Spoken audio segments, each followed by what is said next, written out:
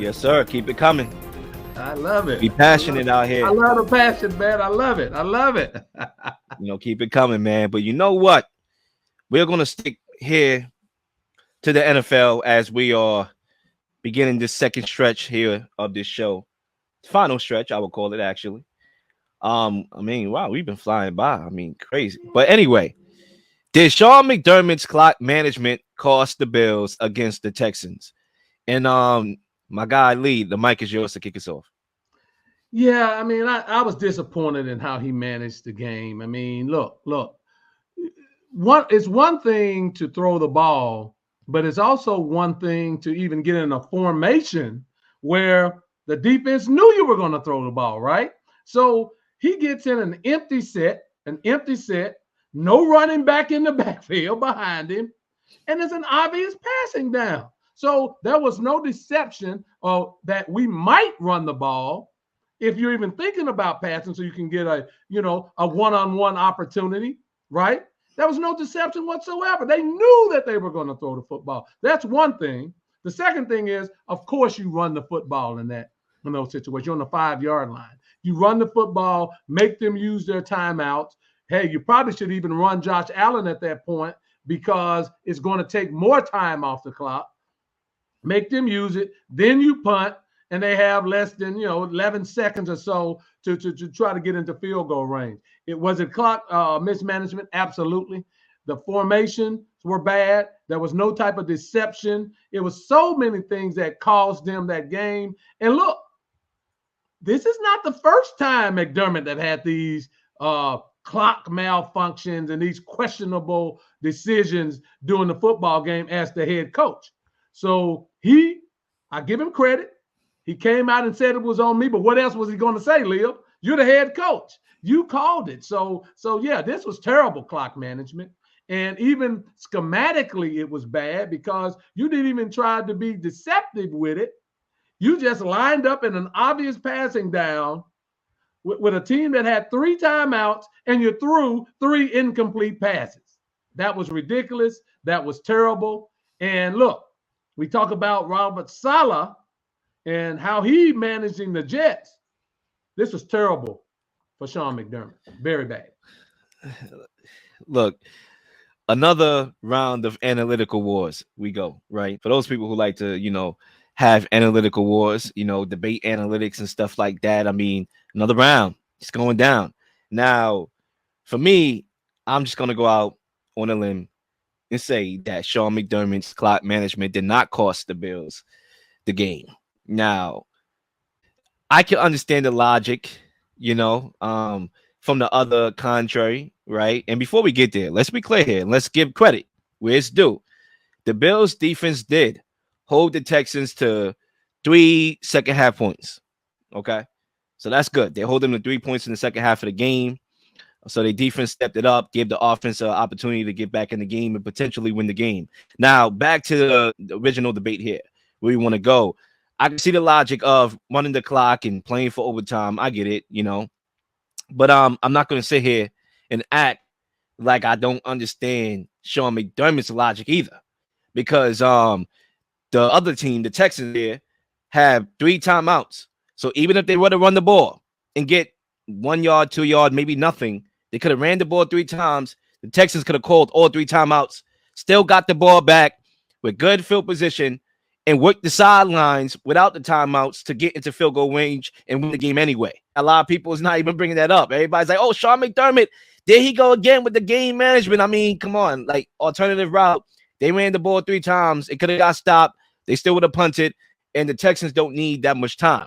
Now, do y'all remember last year when they played the Buccaneers? I want to know if y'all remember that game. Okay, this is why Sean McDermott said, you know what? I'd rather Josh Allen win me the game. Now, I get it. They didn't win the game, and it was incomplete. But I'd rather trust my guy on offense to win me the game rather than my defense. Last year, the same Texans team against the Bucs.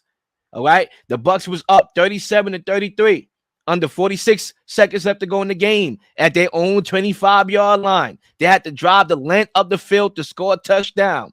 Okay, now they did have 2 timeouts, but then they burned us 2 timeouts on 2 short completions, okay? To I believe it was Schultz or something like that. At that point, they had 31 seconds. They still had to drive the length of the field. I believe there was a little bit. I don't think it was past midfield yet. 0 timeouts, 31 seconds left. And guess what? Stroud carved the Buccaneers defense up like steak and led the game-winning drive for the touchdown. So back to the logic here. I don't want what happened last year to happen again to my team. So I'm going to put the ball in Josh Allen's hands, who is my best player, okay? And I'm going to let him go make a play. Unfortunately, he didn't make a play, and they didn't live to see another day. And it is what it is. You lose. Those are the decisions we make. And I think a lot of us do this a lot. When things fail, we like to play what if. Oh, what if I was that guy? What if I was Sean McDermott? No, we are not Sean McDermott. I am not Sean McDermott. I am real Leel. I get here and I talk about this stuff on the mic. I don't coach, okay? But we can play the what if game, right? That's what we do. Oh, what if I was there? Okay, when you got a job on the line, all right, what would you do? Yeah, Josh Allen is my best player, okay? I want to win the game with my best player. So look, could he have ran the ball? Sure, probably. I mean, in hindsight, it would have went to overtime potentially, right? Or they would have punted the ball and Stroud would have still did what he did. So no, I don't believe that Sean McDermott cost the Bills the game with his clock management. Couple of things, Leo. If you run the ball, so they punted the ball. Well, excuse me, I'll go back. He threw 3 incomplete passes that made them punt the ball from the 5-yard line, correct? Let's say they ran the ball out to the 10-yard line. Instead of a 59-yard field goal, it's a 64-yard field goal, just in the first scenario, right? So running the ball and getting some additional yardage makes the punt even better, and maybe he could punt it a further distance with less time on the clock. And then all you have to do is play the sidelines. But that's one thing, and I think that's the most important thing. But the other thing is, as I said earlier, the formation.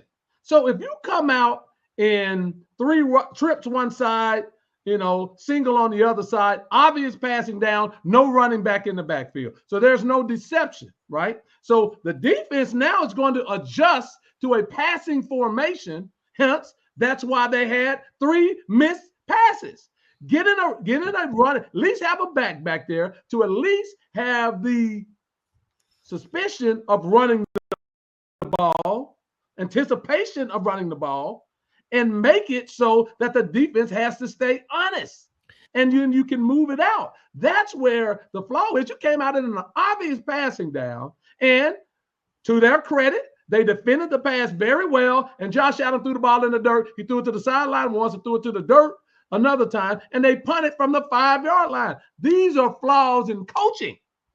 These are flaws in formations, and that's on the head coach. The coach made terrible management decisions and didn't run enough time off the clock and get enough yardage to send that game into overtime. That was his fault in my estimation. Sean McDermott, terrible job. Let me ask you this question, right? And it's basically the easiest question you ever have to answer. All right. Right. Do you remember 13 seconds? What happened with the Chiefs? I remember that. You remember that, right? Yeah, easiest question you ever had to answer in your life. Okay. Now, if you had to answer that question in order to get into heaven, you would be in heaven by now, brother. Okay. Sipping on the pina colada with Jesus. All right. 13 seconds, right? And didn't the Chiefs go the length of the field in 13 seconds? Okay. They had one big play.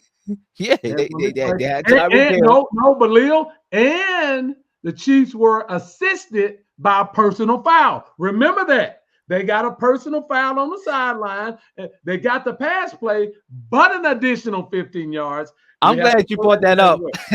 I'm glad you brought that up for ulterior reasons. Now, when I'm ready to hammer on the Chiefs, I can bring that up again. I'm glad you brought that up because, I was hammering at the Chiefs the last couple of weeks when it came to referee calls, and I didn't even bring that up. I'm glad you brought that up because now it's like, all right, I'm not crazy. Yeah, sure. They get calls. Clearly, they do. Okay, they got the reps in their back pocket, but still, additional 15 yards. Yeah, I get it. It's kind of big. It's 15 yards. I get it. But you have no timeouts, and you have 13 seconds, and you allowed the Chiefs to go down the court and win that game. So at the end of the day, I trust Josh Allen. Okay. I don't. I do. I think he's a top 3 quarterback and arguably top 2 in the league. Now you could go Lamar, Josh Allen. I think it's debatable. No Preference way. is up to you. No, You but know, he's a turnover machine, Leel. He's a not turnover this year. machine. 0 INTs this year, buddy. He has the most turnovers in the What about this NFL year, man? What since about he's this coming year? in. It's He's a not turnover machine. 1999 So anymore. I would not say he's a top 3 quarterback. I would not say that. I I think on disagree. I hype disagree years, there. I disagree there. I You wouldn't know, say he was a top 3 quarterback. I, He's a good player, but I wouldn't say that he's a turnover machine. not this year though. 0 INTs. Sean McDermott trusts his God to make a play. Unfortunately, he doesn't have a number 1 alpha. Clearly, they need to figure that out. I think they should be the most intriguing team in this Devontae Adams talk. They should be the team that's on the line I trying to agree with pull that. this off because I they agree with clearly that. need an alpha, and they I don't agree with have that. that, and that's another reason why Good their point. offense was not effective as it should have been in the first half of that game. But my last point is, like I said, you look at that sequence. You know, me personally, I probably would have played for overtime. I would have passed the ball in the first play. I'm gonna tell you what I would have done. Let's go back to the what if scenario, right? Well, if I was Sean McDermott, this is what I would have done. Okay, this is what I would have done. I would have passed the ball on first down. Okay, I would have saw that it would have been incomplete. Then I would have probably passed the ball again on second down, right? Because I got Josh Allen.